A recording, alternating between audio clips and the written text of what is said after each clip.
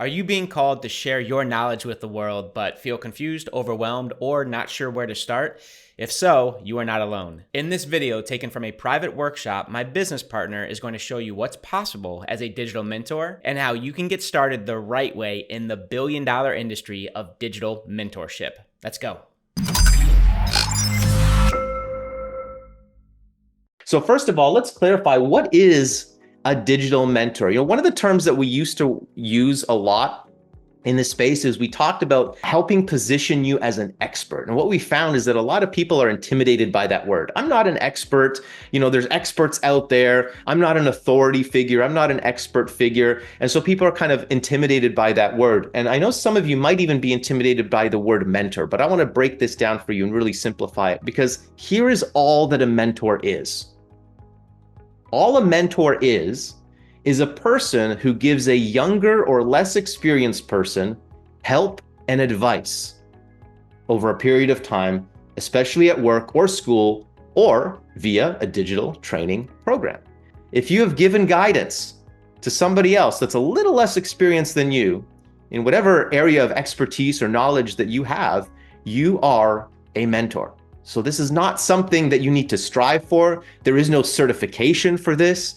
Every single one of us has the potential to be a mentor. If we have knowledge or skill sets or experience that somebody else doesn't have, and we're going to share that with them, we are a mentor.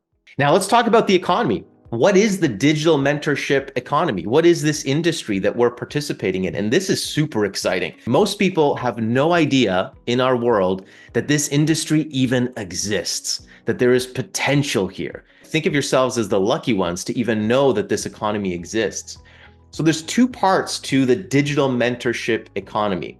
The first part is digital or virtual education, where people are learning online instead of in a physical classroom setting.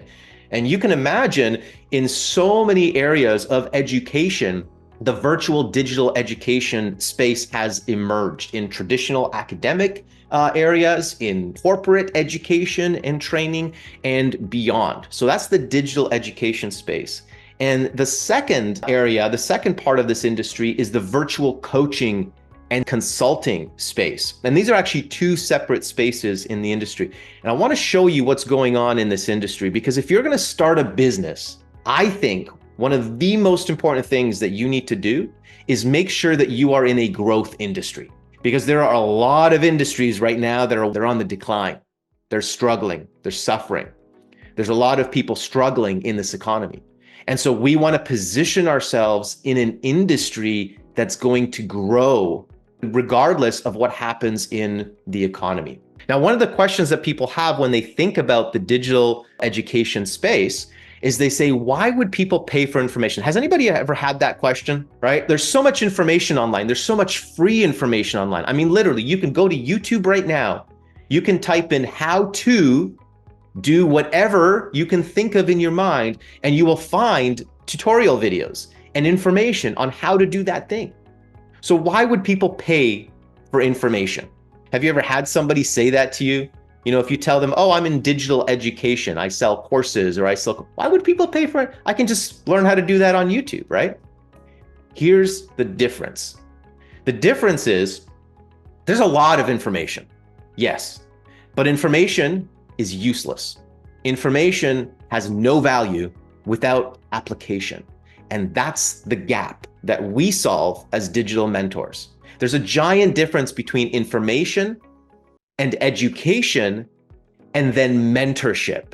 And that's what we need to understand. Mentorship is guidance. Remember the definition of a mentor?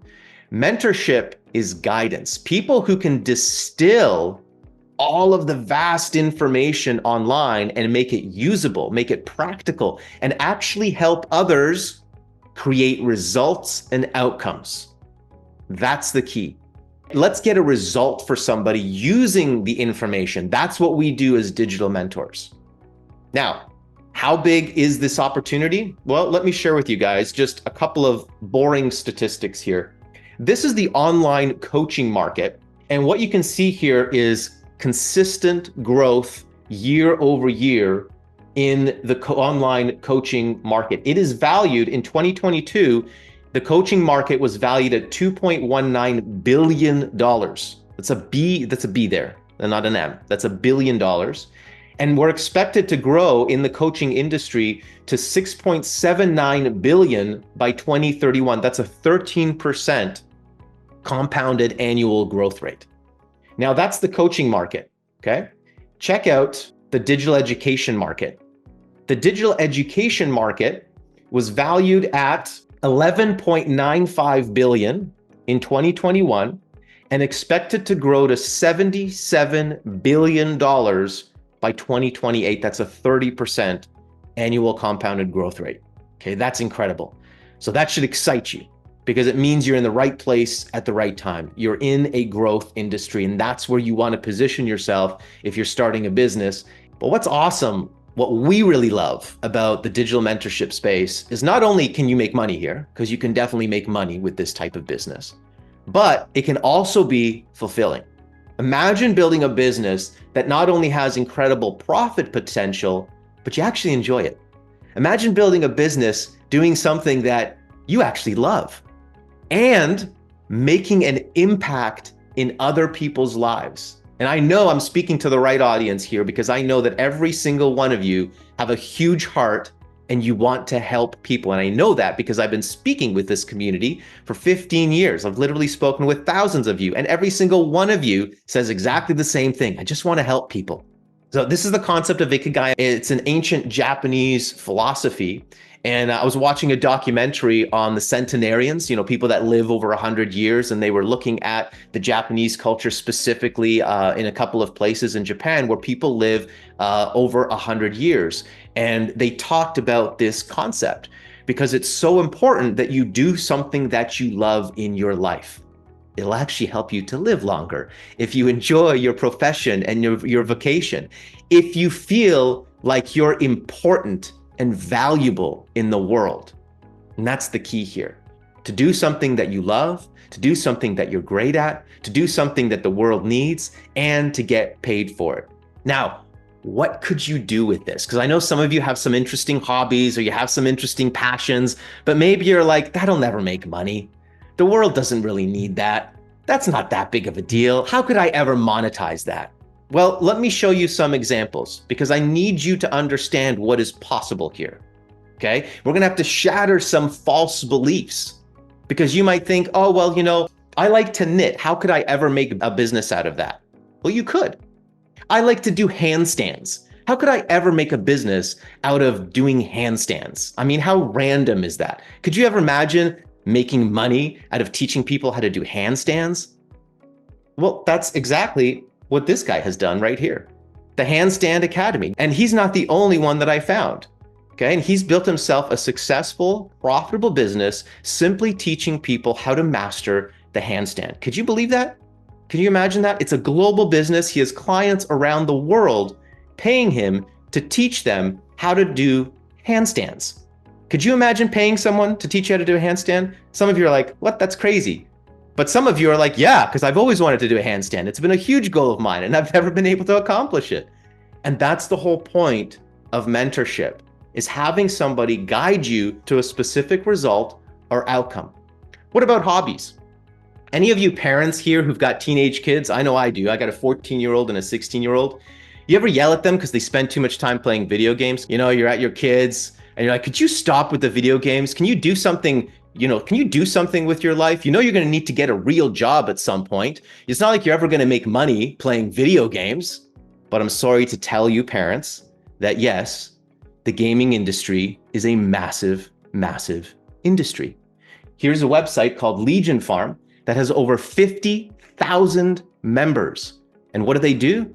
They coach video gamers. Did you know that video game coaching is now a brand new industry? In fact, it's $1 billion industry, $1 billion industry. So I'm sorry, parents, but you can't tell your kids that they can't make money playing video games because now they can. And there's many different ways to make money in video games as well. So yes, even hobbies can make you money in this space. And what about a dream? Do you have a passion? Do you want to make an impact in the world? Do you have a vision for something crazy that you can't imagine ever making into reality? Well, I want to inspire you to start to think about those dreams because you can. This is a couple of friends of mine that I met a couple of years ago, and they had a dream to build a retreat. Shelby and Jamie Friesen, and they did this here in the middle of nowhere, British Columbia, literally the middle of nowhere. It takes hours to get to this place. I spent a weekend on their acreage here, and they had a dream of building a retreat space. The word Azen, they created this Azen sanctuary, means to give back. Okay, and Shelby and Jamin are both status Indians whose lineage goes back to a band in Ontario, Canada. And they had a tumultuous upbringing. Their mother suffered under, some of the ways that, unfortunately, the Canadian government treated the Indigenous people. And throughout their journeys, Shelby and Jamie realized that there's got to be a better way to live. They saw the modern world, and they saw the modern life consisted of synthetic food, technology addiction, damaging social habits that are considered normal, disconnection from community, disconnection from nature, living in boxes. And they learned a better way to live, and they wanted to share that with other people. So now they're combining age-old wisdom and modern technology, and they started the Azen Indigenous Society, which is a nonprofit organization. And they were able to acquire 160 acres to make their dream come true. They had no money, they had bad credit, but because they had entrepreneurial spirit and creativity, they created a business concept and were able to get investors. They were able to acquire 160 acres. They now host retreats there. Within a year, they put up a couple of tents, which they rent out on Airbnb for $400 a night. They do workshops and retreats, and they're able to give back to their community, give back to people, and make their dreams come true. It's an absolutely incredible story. And we've got hundreds of stories like this. So if you've got a dream, I want to re-inspire you to start thinking big again, to start thinking about what's possible. And what about the income potential? All right, so we talked about hobbies, we talked about skills that you have, we talked about dreams that you have, but is this really going to make money? What's the potential? We got started in 2008 when we launched MLSP, and we ran that company for 15 years, serving over 100,000 customers. We got to travel the world. We got to host big events. We had some pretty incredible speakers grace our stages. You can see Dr. Joe Dispenza there. You can see Mike Dillard there, Pat Flynn. We had some amazing speakers grace our stages. We got to serve hundreds of thousands of customers, and we got to make a little bit of money as well. We launched MLSP in September 2008. In our first 12 months, we did $2.2 million of revenue. We were profitable within 30 days of launching that business. That is impossible in a traditional brick and mortar business. And when did we launch? We launched it right during the economic downturn of 2008, September 2008. So while everybody else was suffering and losing money, we built a business that was exploding. And that's the potential here.